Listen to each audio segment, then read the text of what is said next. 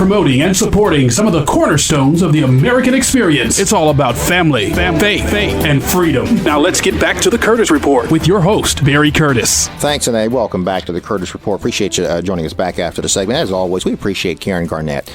She's in charge, of course, of the Dallas Pro-Life Committee. Awesome lady, talking about, we got really, and this is a God thing, the closing of this Roof Street abortion clinic, this baby killing factory over there. Unbelievable. God is good. And with the closing of that, there's just 2 other abortion clinics remaining here in the Dallas-Fort Worth area. Here in the Dallas proper. Just 2 remaining. So God is good there. So we appreciate that. We're prayerful and hopeful about the future court rulings in September. But anyhow, God is good. And thanks, Karen, for being a part of that. Support her. Go to her website. Go to our site, too. There's a link on our site, too, for Karen Garnett, again, part of the Dallas Catholic Pro-Life Committee. Good people. I support her 100%. Scott Sonju's coming up here in just a second. He's president of the Frisco Rough Riders. That's the minor league team to the Texas Rangers, and always good stuff. And there's some exciting stuff going on, actually. Really cool, exciting stuff he's got going on out there, and I really want to talk to him about that. You got to get out to that ballpark. If you have not been out to that Dr. Pepper ballpark, you are just missing out on some fun stuff. We're going to talk to him here a little bit about that. But Scott Sonju, Frisco Rough Riders, be up here in just a little bit, just real brief here. Dallas Morning News, and I know. Dallas Morning News, and I give them a tough time from time to time. But they recently, we just had Dallas city elections for the city council. We had a number of freshmen on that council. I think it was 4. I think maybe 5 freshman city council. It says 4 in the headline, but I think there's 5 actually that were elected newly to the Dallas City Council. But here's my issue. Here's my concern about this. And the elections that were held in Dallas City Council were many of those were predominantly black areas in the Dallas area. In black areas. We've got Eric Wilson. We've got District 8. We've got District 3 there. We've got Carolyn King in District 4, Mark Clayton, District 9, predominantly black areas. Here's my concern about this, and just very briefly, because we talked about this in other segments, is whatever you do, folks, and I welcome you folks in the show. Carolyn King, come on the show. Eric Wilson, Casey Thomas, Mark Clayton, whoever, come on the show. I'm going to invite you. We'll send you official invitations. Come on the show and let's talk about this. But you know what? Nothing changes if nothing changes. You've got black people electing black people, and you've got black people who are the electorate who continue to remain poor, continue to send their kids in school districts that are dilapidated, continue to live in areas that are horrific and dilapidated. Nothing changes if nothing changes. Here's what I want to know to you young freshman folks coming in, average age of 40. What are you going to do differently for the black people in Dallas County? And what I'm asking you black folks, the electorate, is what are you going to do differently? What personal responsibility are you going to accept to make something different in your life? Change. Maybe you need to stop voting for the same old people who don't do anything different. This is generational here. I mean, it's the same old black folks elected to represent black folks, and nothing changes yet. So you may want to think about that, black people, in the southern and eastern districts of Dallas County, of the people you seem to elect, because nothing seems to change. But I want to invite you folks on the show there. Eric Wilson, Carolyn King, Arnold, Mark Clayton, all you folks there. I'm sure some of you take up some of the offers. Others won't, because I want to challenge you. What are you going to do differently than the preceding, 20 or 30 people who have represented black folks in those districts who don't seem to have made a difference in their lives? I wonder. Follow along with this at thecurtisreport.com, thecurtisinitiative.com. You'll see bios, photos of former, current, future guests on the show. We welcome you to jump on there. We got hundreds of people signing up a week for our newsletters and our on the website there. So we very much appreciate you, and thank you as always for making this a #1 show in the Dallas-Fort Worth area on Sundays between 6 and 8. If you're listening to conservative talk radio, you're listening to the Curtis Report right here on 100.7, the Word Christian Talk. #1 show. Everybody else is following us, folks. #1 show in the Metroplex. Check us out on the Curtis Report on Facebook as well. The Curtis Report on Facebook. Also, the Son of Man Bible Study, which is the Christian part, our faith part on Facebook as well. I think it's like 15, 16, 20,000 people in that thing there have liked that page. Love it. Son of Man Bible Study. Check that out. This is so cool. I love this guest when he's on the show here. I get excited. It just feels exciting when he's on the show here. It's awesome. I want to welcome back to the Curtis Report, Scott Sonju. Scott, welcome back to the Curtis Report.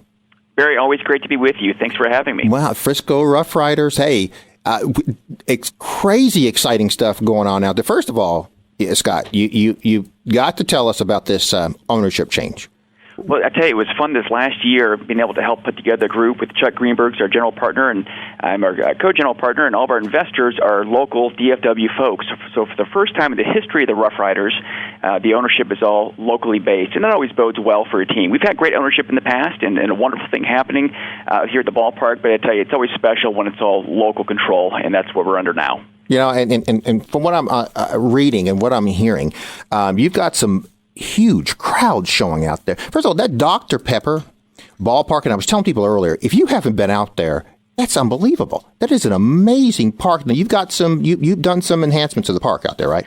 Yeah, we have. We took what was the prettiest ballpark in the country, and probably the best minor league ballpark in the country, and made it even better. In fact, I should retire the category because we should win the award every year for the best minor league ballpark in the country. And some of the changes we made this offseason, we have a new video board that's about 6 times larger than its predecessor. Brand new sound system as well. There's some new club space. We've made all these different improvements to the ballpark. And again, it really was a great ballpark, but the city of Frisco helped provide some funds to enhance the ballpark as we extend our lease. And I tell you, there's from foul pole to foul pole, it is dramatic, the whole presentation, that if you've not been out, if someone hasn't been out this season, they're in for a real treat. I hope they come out to Dr. Pepper Ballpark. Now, just getting to some specifics about the team, before we get to the players, you got a new manager out there, Joe Mikulik, right?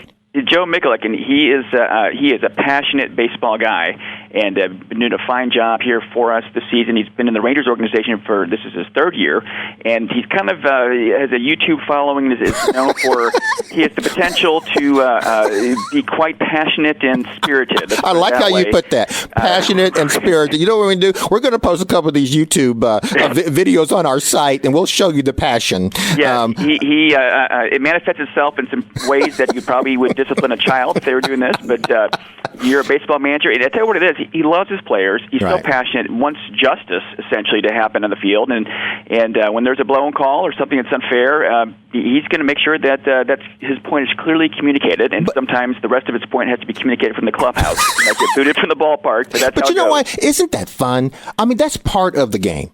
It is part of the game. I love it. He's a great guy, and it's fun. He's into it, and it's fun.